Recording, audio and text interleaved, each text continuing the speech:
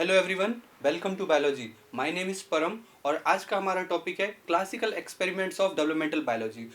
Developmental biology के कुछ classical experiments को हम डिस्कस करेंगे और you will get important information about the basics of developmental biology and how we reach to the conclusion that in early development the type of division is conditional. Okay, how we reach at this result. तो हम आज के इस topic में यही देखेंगे कि कैसे क्लासिकल एक्सपेरिमेंट्स परफॉर्म हुए और उनके बेसिस पे हम किन कंक्लूजन्स पे पहुंचे। ठीक है, तो सबसे पहले मैं कुछ टर्मिनोलॉजीज हैं उन टर्मिनोलॉजीज को कवर करूंगा।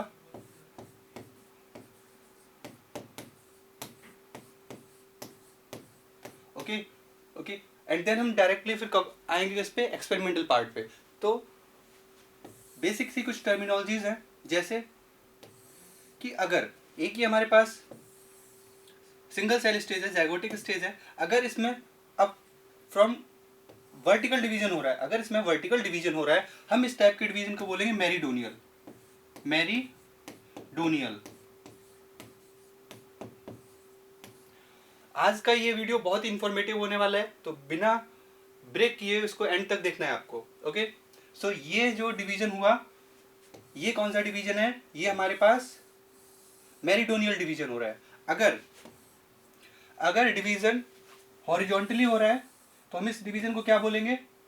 Equatorial division. क्या बोलेंगे? Equatorial division. मैं ये टर्मिनोलॉजी इसलिए यूज कर रहा हूं क्योंकि अभी आने वाले हमारे एक्सपेरिमेंट में ये यूज होने वाली है। तो वन थिंग इज क्लियर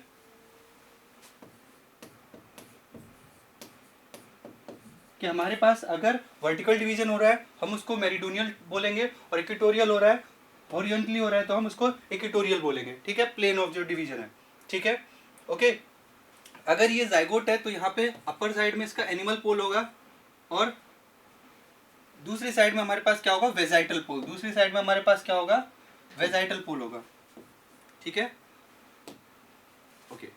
तो I have a question for you that I will answer in next video. मैं आपसे क्वेश्चन पूछता हूं कि हम किस बेसिस पर बोलते हैं कि एनिमल पोल है एंड अपोजिट इज वेजाइटल पोल। कैसे हम डिसाइड करते हैं कि ये पोल एनिमल पोल है? कौन सी चीज़ है जो बताती है कि ये पोल एनिमल पोल है? This is a question for you and I will discuss it in next lecture. Okay, so one thing is clear, meridional type division and equatorial type division. Okay, one more thing, specification जो होते हैं वो दो type के होते हैं। एक होता है ऑटोनॉमस, एक होता है conditional.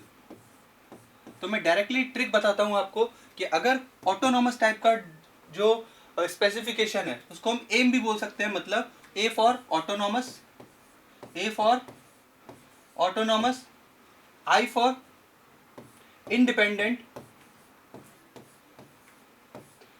And M for mosaic. Okay, अगर इनमें से कोई भी टर्म आया हुआ है तो आप सब कोई भी टर्म यूज हो सकता है कि मोज़ेक पैटर्न में क्या आ रहा है, तो वो भी मोज़ेक बोल रहा है तब भी वो ऑटोनॉमस की बात कर रहा है, इंडिपेंडेंट बोल रहा है तब भी वो ऑटोनॉमस की बात कर रहा है। तो अल्टरनेट टर्म यूज होते हैं। सो समझते हैं कि ये ऑटोनॉमस और ये कंडीशनल डिवीजन क्या होता है। ठीक है, ओके। अगर ये एक एम्ब्रियोनिक स्टेज है, ठीक है, हम इसको ऐसे डिवाइड कर लेते हैं।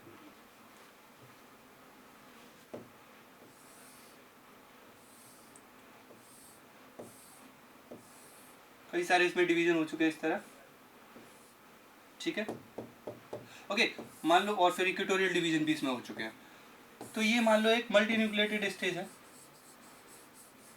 कई सारी सेल्स है इसमें, नॉट मल्टी न्यूक्लिएटेड, मतलब इसमें ब्लास्टोमियर बहुत सारे हैं। अब मान लो ये blastomere, this particular blastomere, this one,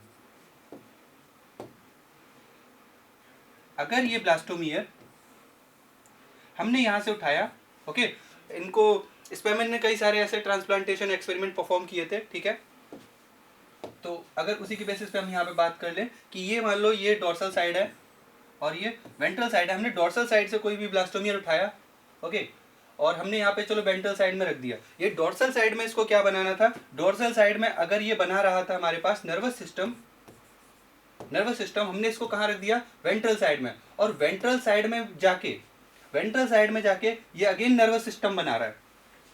जबकि यहाँ पे वेंट्रल साइड में बनना क्या है, यहाँ पे बनना है क्या, एपिडर्मिस। मान लो यहाँ पे एपिडर्मिस बनती है, ठीक है, कि ये रीजन हमको एपिडर्मिस ला के देता है, सराउंडिंग सेल एपिडर्मिस बना रही है, और यहाँ से हमने एक कुछ सेल उठाई जो नर्वस सिस्टम बनाएगी या न्यूरल सेल बनाएंगी, और यहाँ पे हमने उनको प्लेस किया, हमने उनको दूसरे रीजन में जाके प्लेस कर दिया, और यहाँ पे भी ये क्या बना रही है, यहाँ पे भी ये नर्वस टिश्यू ही बना रही है। तो ये कैसा स्पेसिफिकेशन हुआ, ये हो गया ऑटोनॉमस। ये कैसा हो गया, ऑटोनॉमस। ओके, अगर और दूसरे केस में हम क्या बोल सकते हैं कि मान लो एक और हमारे पास ये एम्ब्रियो है, ठीक है, इसमें हमने यहाँ से सेल उठाई, ओके, और हमने अगेन इसको दूसरे साइड में हमने रखा, इधर वेंट्रल साइड में हम इसको प्लेस कर रहे हैं, और यहाँ पे जाके अब ये एपिडर्मिस ही बनाए। अब ये क्या बना रहा है, एपिडर्मिस बना रहा है, और यहाँ की सराउंडिंग सेल भी क्या बना रही है, एपिडर्मिस बना रही है। सराउंडिंग सेल भी क्या बना रही है, एपिडर्मिस बना रही है। इसका फेट क्या था, नर्वस टिश्यू बनाना, ठीक है। अब क्या बना रहा है, एपिडर्मिस। कैसे, कंडीशन के अकॉर्डिंग, कंडीशन सराउंडिंग को देख के वो क्या बना रहा है, एपिडर्मिस। तो ये कैसा स्पेसिफिकेशन हो गया, ये हो गया कंडीशनल, और हम इसको क्या बोल सकते हैं, D for dependent, conditional, dependent और रेगुलेटेड। तो एक चीज आपकी क्लियर हो गई कि कंडीशनल, डिपेंडेंट और रेगुलेटेड ये हमारा सीडीआर हो गया, और ऑटोनॉमस इंडिपेंडेंट मोज़ेक की एम हो गया, एम टाइप हो गए। तो हमने दो टाइप के स्पेसिफिकेशन देखे। एक और होता है जिसको हम सुपरफिशियल इंसेक्ट्स में देखते हैं, बट आज के एक्सपेरिमेंट्स में हम इन दोनों टर्मिनोलॉजीज की जरूरत है। ओके, तो दिस इज क्लियर। हमने क्या अभी तक देखा, हमने देखा कि मेरिडोनियल डिवीजन होता है, इक्वेटोरियल डिवीजन होता है, कुछ सेल ऑटोनॉमस स्पेसिफिकेशन पे जाती है, कुछ कंडीशनल पे जाती हैं, ठीक है। अलग अलग स्ट्रेटेजी फॉलो करता है एम्ब्रियो, ओके, अलग अलग सेल्स के लिए। एक मॉडल की मदद से मैं आपको ये भी समझा सकता हूँ बहुत ईजिली कि मेरिडोनियल और इक्वेटोरियल डिवीजन कैसे होता है। आप यहाँ पे ध्यान से देख सकते हैं कि मान लो ये एनिमल पोल है, ये वेजाइटल पोल है, और अगर ऐसे डिवीजन हो रहा है, ओके, एक हॉरिजॉन्टली डिवीजन हो रहा है, तो आप देख सकते हो ये कैसा डिवीजन है, ये हमारे पास इक्वेटोरियल डिवीजन हो रहा है। और अगर ऊपर से नीचे की तरफ परफॉर्म हो रहा है कि ऊपर से नीचे, देखिए लुक एट दिस, ऊपर से नीचे अगर डिवीजन हो रहा है तो ये क्या हो रहा है, मेरिडोनियल डिवीजन हो रहा है, ठीक है। ये मेरिडोनियल है और ये इक्वेटोरियल डिवीजन है। This is clear, okay, I think it is clear, okay. अब आते हैं हम डायरेक्टली एक्सपेरिमेंटल पोर्शन पे, ठीक है। तो सबसे पहला बेसिक सा मैं एक्सपेरिमेंट बताता हूँ। एक हाइपोथेसिस थी, वीजमैन की हाइपोथेसिस थी। वीजमैन के नाम से कुछ और याद आता है, हाँ, इन्होंने एक जर्म प्लास्ट थ्योरी दी थी जिसने लेमार्किज्म का वाट लगाया था, है ना। ओके, तो इन्हीं वीजमैन ने, अगस्त वीजमैन ने एक हाइपोथेसिस दी थी जिसको हम बोलते हैं हाइपोथेसिस ऑफ,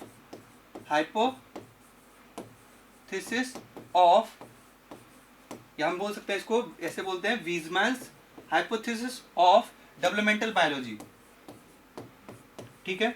इस हाइपोथेसिस में क्या था, इस हाइपोथेसिस में वीजमैन ने फेट मैप ऑब्जर्व किया। क्या ऑब्जर्व किया था, फेट मैप किसका, फ्रॉग का फेट मैप। मैं फेट मैप को और डिटेल में डिस्कस करूंगा नेक्स्ट वीडियो में, ठीक है। सो कंटिन्यू रहना है आपको। इन्होंने फ्रॉग एम्ब्रियो को ऑब्जर्व किया और उसके फेट मैप को स्टडी किया, और उन्होंने ये बताया कि जो पहला डिवीजन होता है, ये अगर जायगोट है, ये जायगोट है हमारे पास, ये हमारे पास जायगोट है। जायगोट में जो पहला क्लीवेज डिवीजन होता है, क्लीवेज मींस जो अर्ली एम्ब्रियोनिक डेवलपमेंट में जो डिवीजन होते हैं हम उनको क्या बोलते हैं, क्लीवेज। तो पहला जो डिवीजन होता है वो फ्यूचर का लेफ्ट और फ्यूचर का राइट डिसाइड कर देता है। ये हाइपोथेसिस थी किसकी, वीजमैन की। वीजमैन की हाइपोथेसिस क्या थी कि पहला जो डिवीजन होता है क्लीवेज का, वही फ्यूचर के लेफ्ट एंड राइट को डिसाइड कर देता है, ठीक है, ओके। अब ऐसा तो है नहीं कि कोई भी हाइपोथेसिस दे एक्सेप्ट हो जाए, है ना। आप मन से बनाकर कोई भी हाइपोथेसिस दे सकते हो, बट वो प्रूफ भी होनी चाहिए। चलो ठीक है, तो वीजमैन के हाइपोथेसिस को सपोर्ट करने के लिए रॉक्स ने अपना एक एक्सपेरिमेंट परफॉर्म किया। रॉक्स का एक एक्सपेरिमेंट था, ठीक है। रॉक्स ने अपने एक्सपेरिमेंट में क्या किया, देखिए, इन्होंने सिंगल सेल स्टेज को लिया, ठीक है, और जब वो फर्स्ट डिवीजन उसमें परफॉर्म हुआ, मेरिडोनियल, जैसा कि आप देख रहे हो मेरिडोनियल ऊपर से नीचे की तरफ हो रहा है, ठीक है। तो इसमें जो दो सेल आई, इन्होंने क्या किया, एक सेल को हीट हॉट नीडल से, ठीक है, हॉट नीडल से क्या किया, इसको किल कर दिया, ठीक है, एक सेल किल हो गई। अब फ्यूचर में जब इससे जो एम्ब्रियो डेवलप हुआ, उस एम्ब्रियो में क्या हुआ, एक साइड तो उस एम्ब्रियो का क्या था, डेड था, जो कुछ नहीं बनाया, और हाफ एम्ब्रियो डेवलप हुआ। कैसा डेवलप हुआ एम्ब्रियो, हाफ एम्ब्रियो प्रोड्यूस हुआ, डेवलप हुआ। ठीक है, कितना एम्ब्रियो डेवलप हुआ, हाफ एम्ब्रियो। तो इससे उन्होंने क्या क्लेम किया, उन्होंने कहा हाँ भाई सही बात थी, बीजमान सही बोल रहा था कि फर्स्ट डिवीजन क्या करता है, डिसाइड कर देता है लेफ्ट और राइट कौन सा बनना है। फिर उसके बाद मैंने जो एक्सपेरिमेंट किया इसमें भी यही आ रहा है कि मैंने एक साइड को किल कर दिया, तो देखो राइट वाली साइड खत्म हो गई, लेफ्ट वाला ही एम्ब्रियो डेवलप हो पाया, है ना, सही बात है। तो इन्होंने क्या क्लेम किया,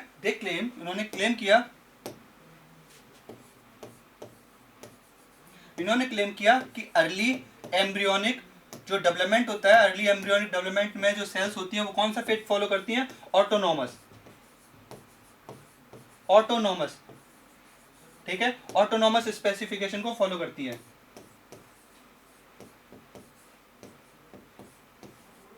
क्लियर है ये चीज, उन्होंने क्लेम कर दिया कि भाई ऑटोनॉमस स्पेसिफिकेशन होता है, कुछ ना कुछ तो उनको भी बोलना था। उन्होंने बोला कि ये अर्ली एम्ब्रियोनिक टाइम में जो डिवीजन हो रहा है वो कैसे हो रहे हैं, ऑटोनॉमस टाइप के हो रहे हैं। तो देखो आप अभी नेक्स्ट एक्सपेरिमेंट पे देखोगे एकदम जज्बात बदल रहे हैं कि ये जो अभी रिजल्ट आ रहे हैं इनके जस्ट अपोजिट रिजल्ट आएंगे, अभी आप आगे देखते जाओगे।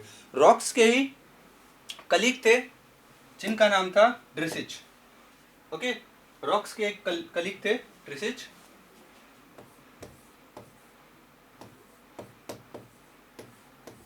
ड्रिसिच ने एक्सपेरिमेंट परफॉर्म किए, ठीक है। इन्होंने कहा भाई रॉक्स तुम्हारे ना जो वर्क है वो वर्क क्या है, इनकम्प्लीट है, योर वर्क इज इनकम्प्लीट, आपका काम थोड़ा सा इनकम्प्लीट है, आपके जो रिजल्ट है वो भी अभी एकदम क्लियर नहीं है। इसीलिए इन्होंने क्या किया, रॉक्स के वर्क को आगे एक्सटेंड किया, ठीक है, बिकॉज नॉलेज एक जगह रुकती नहीं है, आप काम करते जाओ, you will find new possibilities. ऐसा ही किया ड्रिसिच ने, उन्होंने कहा कि भाई तुम्हारा काम मेरे को अभी अधूरा लग रहा है, मैं और काम करना चाहूंगा। उन्होंने इस एक्सपेरिमेंट को बढ़ाया, उन्होंने अपने वर्क को बढ़ाया और उन्होंने सबसे पहले परफॉर्म किया आइसोलेशन एक्सपेरिमेंट परफॉर्म किए। इन्होंने क्या परफॉर्म किया, आइसोलेशन एक्सपेरिमेंट। और आइसोलेशन एक्सपेरिमेंट में उनको क्या मिला, उन्होंने देखा कि जो रॉक्स ने रिजल्ट लाए थे उसके जस्ट अपोजिट रिजल्ट आ रहे हैं। रॉक्स ने क्लेम किया था कि ऑटोनॉमस स्पेसिफिकेशन हो रहा है, बट इनको तो कुछ और मिला। देखते हैं, जब ड्रिसिच ने आइसोलेशन एक्सपेरिमेंट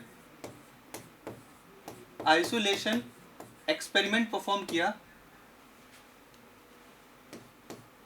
ठीक है, इन्होंने आइसोलेशन एक्सपेरिमेंट परफॉर्म किया और इन्होंने क्या किया आइसोलेशन एक्सपेरिमेंट में, इन्होंने मॉडल ऑर्गेनिज्म क्या लिया, सी अर्चिन, ओके, इन्होंने सी अर्चिन मॉडल ऑर्गेनिज्म लिया, ओके। ये जाइगोटिक स्टेज है उसकी, पहला डिवीजन उसमें हुआ मेरिडोनियल होता है, इसमें पैटर्न ऑफ क्लीवेज कैसा होता है, रेडियल, कैसा होता है, रेडियल, पैटर्न ऑफ क्लीवेज कैसा है यहाँ पे, रेडियल, ओके। पहला डिवीजन इसमें क्या होता है, मेरिडोनियल आपको पता है ऊपर से नीचे, अभी हमने टर्मिनोलॉजीज में डिस्कस किया था। सेकंड डिवीजन भी यहाँ पे मेरिडोनियल होता है, इसीलिए यहाँ पे 4 सेल स्टेज आ जाएगी, ओके। ये देखो 4 सेल स्टेज, ओके। इसके बाद का जो डिवीजन होता है वो कैसा होता है, इक्वेटोरियल होता है, कैसा होता है, इक्वेटोरियल, ऐसे, ठीक है। बट अभी हमको जाना नहीं है। जब यहाँ पे 4 सेल स्टेज आई, 4 सेल स्टेज पे इन्होंने क्या किया, चारों ब्लास्टोमियर को अलग कर दिया, again one more thing, blastomere का मतलब ये नहीं है कि ब्लास्टुला सेल स्टेज की सेल को बोलेंगे। क्लीवेज के टाइम जितने भी सेल बनती हैं, जैसे 1 से 2 सेल बनी, वो दोनों सेल ब्लास्टोमियर है, 4 सेल भी ब्लास्टोमियर है। अर्ली एम्ब्रियोनिक टाइम पे जो सेल्स होती हैं उनको ब्लास्टोमियर कहते हैं, it is not specific to blastula cell stage. अब इन्होंने क्या किया, आइसोलेशन एक्सपेरिमेंट में ड्रिसिच ने क्या किया, 4 सेल स्टेज पे सारे ब्लास्टोमियर को अलग अलग कर दिया अकॉर्डिंग टू रॉक्स के अकॉर्डिंग। रिजल्ट क्या होना चाहिए, उन्होंने बताया था कि पहला जो डिवीजन है उसने लेफ्ट साइड डिसाइड कर दिया, दूसरा डिवीजन हुआ तो 2 सेल लेफ्ट बनाएंगी, 2 सेल रॉक्स के अकॉर्डिंग 2 सेल क्या बनाएंगी, लेफ्ट वाला पोर्शन बनाएंगी और 2 राइट वाला पोर्शन बनाएंगी, 2 क्या बनाएंगी, राइट वाला पोर्शन बनाएंगी। But the surprise is here, अब क्या हुआ, उनके जो रिजल्ट थे, उनके रिजल्ट में क्या आया कि भाई यहाँ तो पूरा का पूरा एनिमल प्रोड्यूस हो रहा है। सी अर्चिन का लार्वा क्या है, इसके लार्वा को बोलते हैं प्लूटियस लार्वा। उन्होंने देखा कि भाई यहाँ तो पूरा का पूरा लार्वा आ गया, ऐसे करके, ठीक है, पूरा का पूरा लार्वा ही बन के आ रहा है। तो ये रिजल्ट तो एकदम अपोजिट है। इनके रिजल्ट कैसे आए, इनके आइसोलेशन एक्सपेरिमेंट के रिजल्ट कैसे आए, अपोजिट, अपोजिट रिजल्ट आए।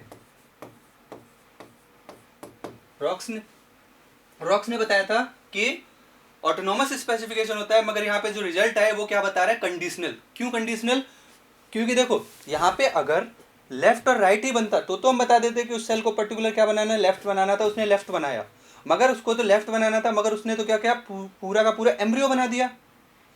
वहां पे जो एक ब्लास्टोमियर, एक 4 ब्लास्टोमियर हुए, अब उसमें पहला डिवीजन हुआ वो 2 सेल, 2 से फिर 4 सेल। अब चारों सेल ने बात की होगी अंदर ही अंदर, इंटरेक्ट किया हुआ है कि दूसरे, भाई मेरे को तो अब लेफ्ट बनाने का मांगता, वो कह रहा नहीं लेफ्ट बनाओगे तो सर्वाइव कैसे करोगे, अब तो पूरा ही मांगता है ना, कि मतलब पूरा का पूरा एम्ब्रियो ही बनाना पड़ेगा। वो कहेगी नहीं मैं तो एम टाइप की हूँ। भाई तू एम टाइप है, रुक जा, अभी एम टाइप का कोई कंसेप्ट नहीं लग रहा है यहाँ पे। एम टाइप के चक्कर में रहोगे तो फिर तो एम्ब्रियो ही नहीं बन पाएगा। वहाँ पे सेल ने डिसाइड किया, इंटरेक्ट किया और डिसाइड किया कि नहीं यहाँ पे हम कंडीशनल पैटर्न फॉलो करेंगे, हमको पूरा का पूरा एम्ब्रियो बनाना है। तो जो ड्रिसिच के रिजल्ट थे, जो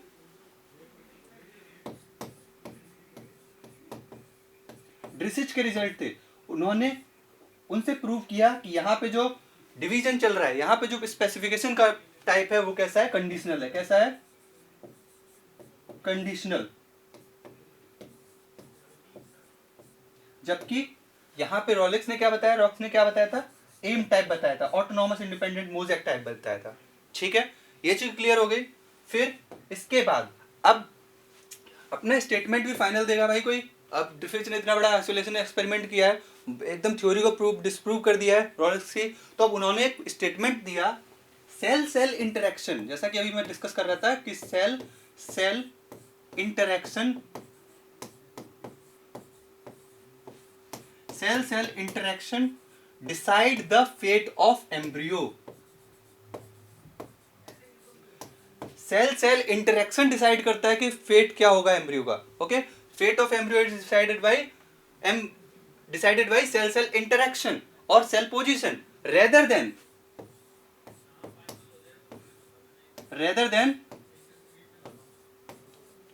साइटोप्लाज्म, ना कि साइटोप्लाज्म और ना ही न्यूक्लियस। भाई बहुत बड़ा स्टेटमेंट दे दिया उन्होंने, कहा कि ना साइटोप्लाज्म डिसाइड कर रहा ना न्यूक्लियस डिसाइड कर रहा। अब इतना बड़ा स्टेटमेंट कि न्यूक्लियस डिसाइड ही नहीं कर रहा कि क्या चीज बननी चाहिए, कैसा डिवीजन होना चाहिए, तो भाई इस पे तो सवाल उठेगा, ऑब्वियस सी बात है सवाल उठेगा कि भाई इस चीज को प्रूव करो कि अगर न्यूक्लियस नहीं डिसाइड कर रहा कि क्या बनने वाला है तो आप इस बात को, स्टेटमेंट को क्लियर करो। इस स्टेटमेंट को क्लियर करने के लिए ड्रिसिच ने परफॉर्म किया प्रेशर प्लेट एक्सपेरिमेंट, या जिसको हम बोलते हैं रिकॉम्बिनेशन एक्सपेरिमेंट। ओके, इस स्टेटमेंट को क्लियर करने के लिए कि भाई न्यूक्लियस भी नहीं डिसाइड करता कि क्या बनेगा फ्यूचर में क्या फेट आएगा, कौन डिसाइड करता है, सेल सेल इंटरेक्शन, और हम बोल सकते हैं सेल पोजीशन। ओके, ये डिसाइड करता है। इस चीज को प्रूव करने के लिए ड्रिसिच ने एक्सपेरिमेंट परफॉर्म किया जिसका नाम था प्रेशर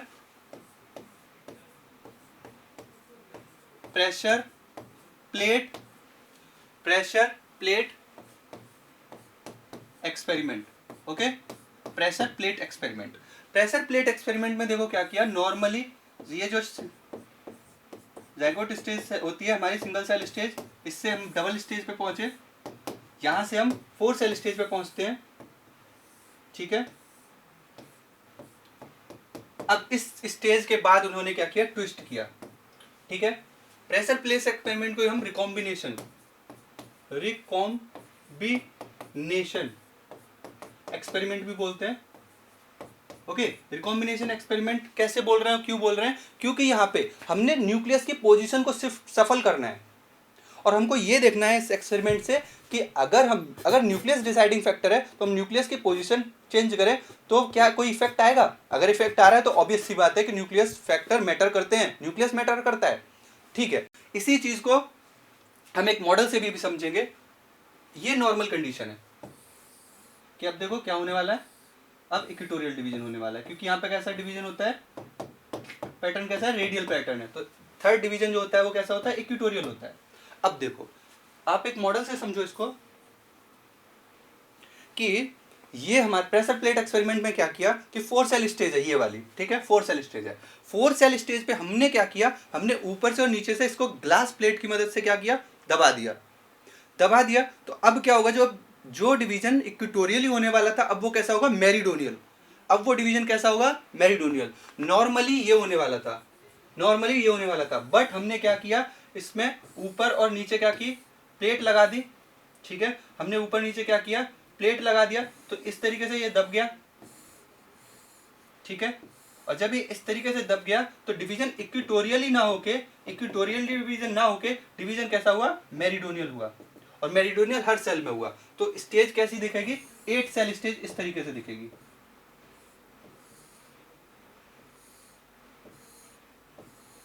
एट सेल स्टेज पूरी की पूरी। तो आप यहां पे समझ सकते हो, देखो सारी की सारी साइड बाई साइड है, ऊपर नीचे का कोई कंसेप्ट नहीं है कि ऐसा नहीं है कि 4 सेल एनिमल पोल है, 4 सेल वेजाइटल पोल पे, ऐसा कुछ नहीं है। सारी की सारी ऊपर से नीचे, ठीक है, सारी की सारी एक ही लेन में है, साइड बाई साइड है।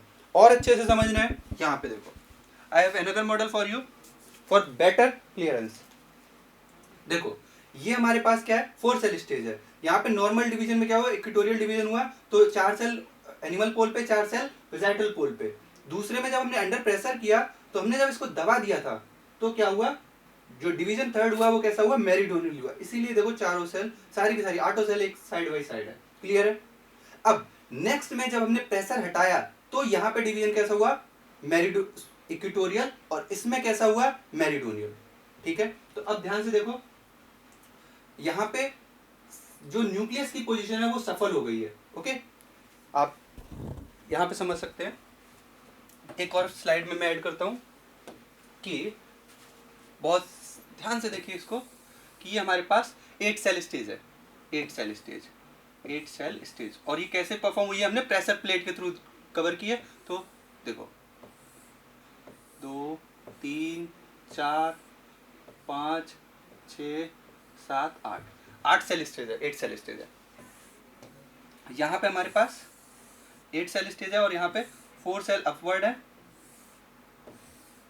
4 सेल नीचे है। ठीक है, अब इसका आप टॉप व्यू देखोगे तो क्या होगा, ऐसे होगा टॉप व्यू। ये हमारे पास टॉप व्यू आ गया, 1 2 3 4 5 6 7 8 है ना। इसका टॉप व्यू देखोगे तो कैसा होगा, इसका टॉप व्यू ऐसा होगा, 1 2 3 4 5 6 7 8। ठीक है, ऐसा होगा टॉप व्यू। ऊपर से अगर देखोगे तो 4 सेल ऊपर दिख रही होंगी और ये 4 सेल नीचे होंगी, और ये एक यहाँ पे होगा, 2 यहाँ पे होगा। क्यों, क्योंकि हर सेल इक्वेटोरियल डिवाइड कर रही है, तो ऊपर वाली 1 नीचे वाली 2 है ना। ओके, अगर ये सेल डिवाइड कर रही है, ये सेल पर्टिकुलर सेल डिवाइड करेगी तो एक सेल ऊपर जाएगी और एक सेल नीचे होगी, तो ऐसे ही नंबरिंग करेंगे, ऊपर 1 नीचे 2, फिर ये वाली जब डिवाइड करिए तो 3 4 है ना। This is clear. ये हमारे पास टॉप व्यू है, टॉप मतलब मस्त वाला है ना, क्योंकि दिख रहा है सारी चीज, इसीलिए मस्त है। अब देखो नेक्स्ट, जो ये हमारे पास थर्ड डिवीजन के बाद अगर हमारा नेक्स्ट डिवीजन जो होगा, इसमें कैसा होना है, इसमें कैसा होना है, ये हमारा अंडर प्रेशर है। ठीक है, अंडर प्रेशर ये नॉर्मल है। ओके, तो इसमें जो डिवीजन होगा अब वो इक्वेटोरियल होगा, नाउ इक्वेटोरियल, और यहाँ पे अब क्या होगा, मेरीडोनियल। तो देखो इक्वेटोरियल में अगर डिवीजन हो रहा है तो ये कैसी कंडीशन आ जाएगी,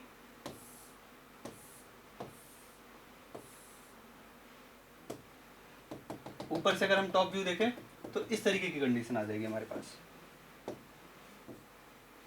ये हमारे पास 1A है, ये 1B है, ये 2A है और ये 2B है ना, क्योंकि ये 1 था। अब इसमें ऐसे करके डिवीजन हुआ तो ये A, ये B, ये 2 का ए 2 का बी, है ना, क्लियर है ना। तो ये इसी तरह 3a 3b, 4a 4b, 5a 5b, 6a 6b, 7a 7b, 8a 8b। Main motto ध्यान रखना है कि हमको न्यूक्लियस की पोजीशन सफल करके ये देखना था क्या न्यूक्लियस डिटरमाइनिंग फैक्टर है, यही देखना था। यहां पे भी क्या हुआ, यहां पे भी क्या हुआ, अब देखो हमने क्या किया, ऐसे तो हमारे पास था ही, ये 8 सेल स्टेज में हमारे पास ये कंडीशन थी, ठीक है। और अब इसके बाद का डिवीजन जो कैसा होने वाला है, मेरिडोनियल होने वाला है। तो मेरिडोनियल डिवीजन कैसे होगा, ऐसे करके होगा, ऊपर से नीचे। अब नंबरिंग कर लेते हैं, ठीक है। ये हमारे पास 1 था, ओके, तो मेरिडोनियल हुआ है डिवीजन, तो ये 1a ये 1b। इसी तरह ये 2 सेल थी, अब 2 में ऐसे डिवीजन होगा, तो यहां पे समझ लो कि ये 1 का a हो जाएगा, ये 1 का b हो जाएगा, ये 2 का a b, ठीक है, ओके।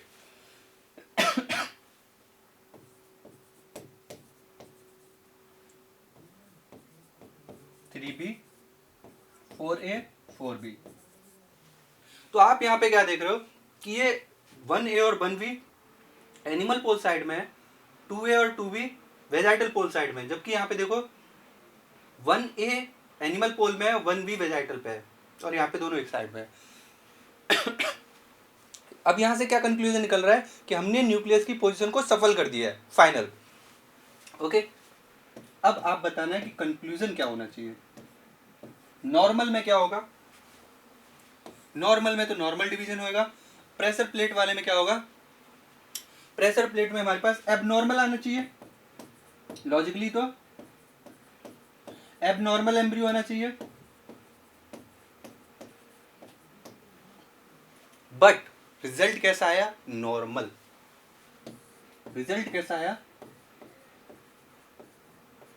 अब यहां से कंक्लूजन क्या निकलता है, अब हमको फाइनली कंक्लूजन पे आना है कि चलो ड्रिसिच के कंक्लूजन क्या है। भाई इतना बड़ा एक्सपेरिमेंट परफॉर्म किया है, क्या कंक्लूजन आए होंगे। तो उन्होंने अपने जितने भी रिजल्ट्स थे उनके कंक्लूजन को 3 पॉइंट में डिवाइड किया।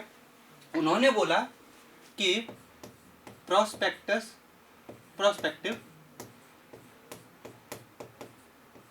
Fate of an embryo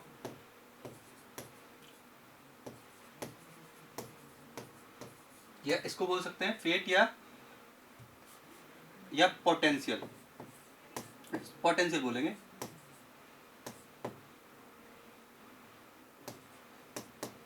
prospectus potential of an embryo is more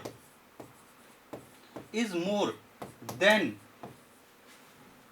actual fate।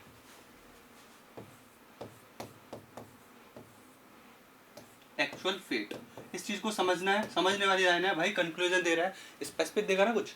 तो देखो उन्होंने बोला कि जो उसके अंदर जो क्षमता है ना वो बहुत ज्यादा है एज कंपेयर टू जो वो फाइनली बना रहा है उससे। मतलब जब उसने चारों सेल को अलग अलग कर दिया था ना, उस जब अलग नहीं किया था एक साथ थी, तब देखो उनको क्या बनाना था, बस हाथ बनाना था, एक को पैर बनाना था, एक को सर बनाना था और एक को रिमेनिंग पार्ट बनाना था। बट जब सारों को अलग अलग कर दिया तब उसको पूरा का पूरा बनाना। अब देखो वो पूरा का पूरा ऑर्गेनिज्म बना रहा है, तो एक्चुअली वो छोटा सा पार्ट बनाने वाला था, तो उसका एक्चुअल फेट क्या था, बस एक हाथ बनाना, ठीक है।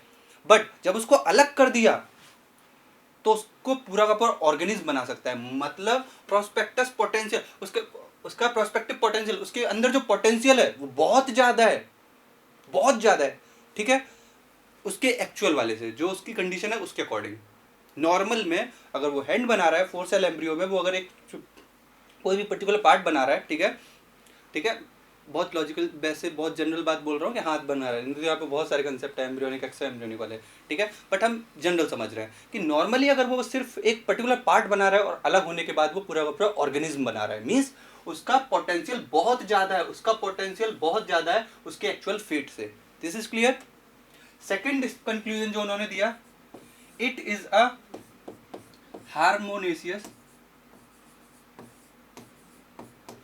Harmonious equipotent system, equipotent system. ये एक एम्ब्रियो जो होता है वो एक रिदम में, एक इंटरेक्शन के साथ बातचीत करते हुए, इंटरेक्ट करते हुए, एक दूसरे को समझते हुए डेवलपमेंट करते हैं। 4 सेल स्टेज में, जब वो 4 सेल की स्टेज में, तब एक दूसरे से पहले इंटरेक्ट करती है, तब वो पूरे के पूरे एम्ब्रियो को आगे चल के बनाती है। तो ये एक हार्मोनियस इक्विपोटेंट सिस्टम होता है, एक एम्ब्रियो का डेवलपमेंट होना। थर्ड जो कंक्लूजन उन्होंने बोला कि फेट ऑफ न्यूक्लियस। अब भाई जो इतना बड़ा एक्सपेरिमेंट किया उसके ऊपर तो एक लाइन होनी चाहिए ना। Fate of nucleus is solely depend on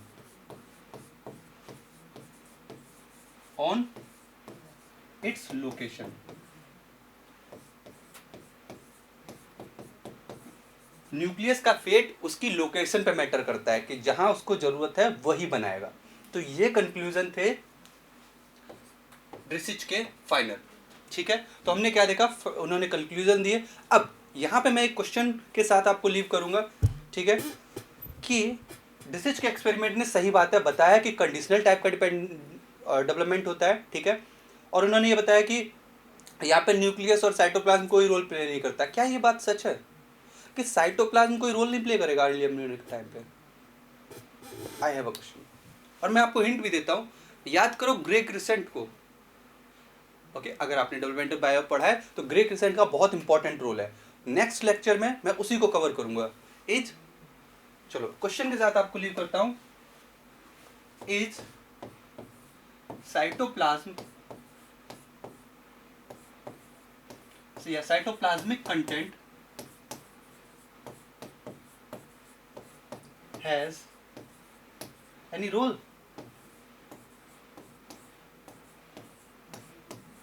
in early embryonic development? Early embryonic development है कि नहीं? ठीक है, आपको ये रिप्लाई करना है, और नेक्स्ट क्लास में मैं इसी को डिस्कस करूंगा, इसी एक्सपेरिमेंट को डिस्कस करूंगा। स्पैमन का जो एक एक्सपेरिमेंट है, ठीक है, तो उसमें उन्होंने ग्रे क्रिसेंट को बात किया, तो स्पैमन के एक्सपेरिमेंट के साथ मैं मिलूंगा नेक्स्ट क्लास में। Thank you guys, and don't forget to like, share and subscribe this channel, and be continue with us. Thank you.